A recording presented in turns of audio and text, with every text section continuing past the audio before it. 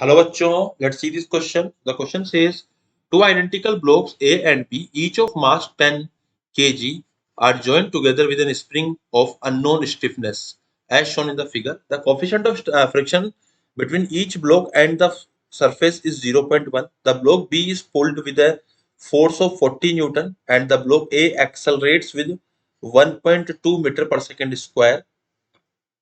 Find the acceleration of block B.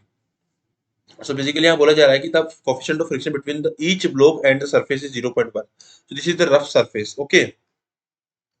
So here we will write the key concept. So the key concept is what? Key concept is what? Block will move only if F is greater than friction maximum. Okay. Only in this condition. Only in this condition. Block move. Okay. तो block will move. तो block सिर्फ इसी condition में move करेगा. And second thing is कि हम लोग लिख सकते हैं यहाँ पे एफ नेट की value which is equal to mass into acceleration. तो ये हो गया हमारा यहाँ पे इस क्वेश्चन का की concept. Now start the question. So हमारे पास में यहाँ पे ए ब्लॉक है एंड हमारे पास में यहाँ पे बी ब्लॉक है which is connected with the spring. तो यहाँ पे ए एंड बी दोनों के दोनों स्प्रिंग से कनेक्टेड है. ये हो गया ए, ये हो गया बी, एंड यहाँ पे हम लोगों ने जो फोर्स लगाया है इट इज 40 न्यूटन. ओके. अब हम जानते हैं फ्रिक्शन भी कुछ आएगा एंड ऑल दीज थिंग. तो यहाँ पे इस तरीके से हमने लगा दिया यहाँ पे. ठीक है. तो यहाँ पे जो फ्रिक्शन की कुछ वैल्यू आएगी इधर की तरफ, है ना, एंड इस पे भी फ्रिक्शन की कुछ वैल्यू आएगी.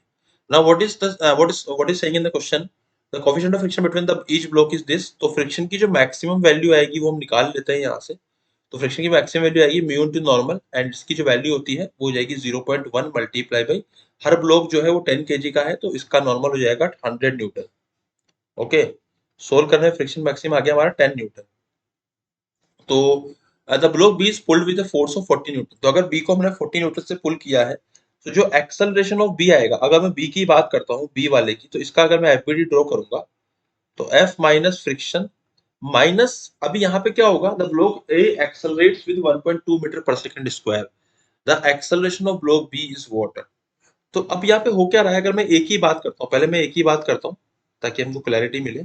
जो ए है वो एक्चुअली 1.2 मीटर पर सेकंड स्क्वायर से एक्सेलरेट कर रहा है.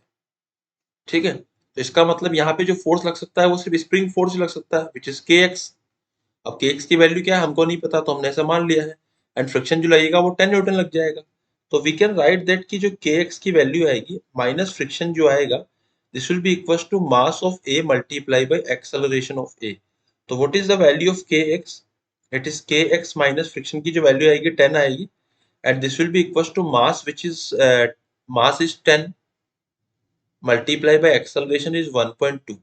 okay. तो 1.2 into 10 is 12, 12 plus 10 is 22. तो यहां से जो मेरे kx की वैल्यू आएगी इट इज 22 न्यूटन. ओके.